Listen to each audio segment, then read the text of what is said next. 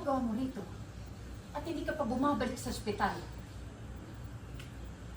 Paawa ka naman sa nanay mo kasi na-aksidente ang nanay mo.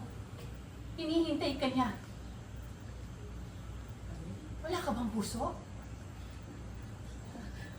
Pasensya na po. Pero sa ibang araw ko naman may papaliwanag sa inyo, ha? Kailangan ko kasama ng pamilya ko. Kailangan ko naman ako. Aalis ka ba? Aalis ba kayo? Gusto ko din ako ng anak ko. Hindi mo ako papayag. Hindi ako papayag na ilayo nila sa akin. Anak ko.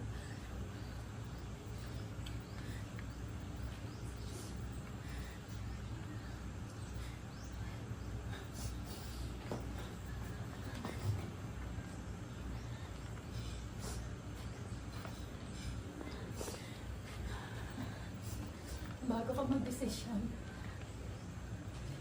pakatawarin muna kayo ng nanay mo, ha?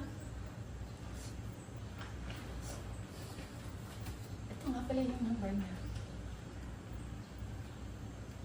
Alam kong maiintindihan ka niya. Dahil grabe din ang pinagdaanan ng nanay mo para sa'yo.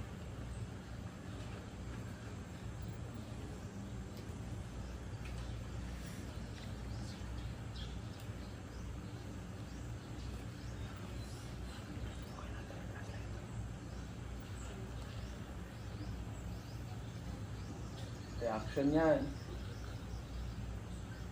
And cut.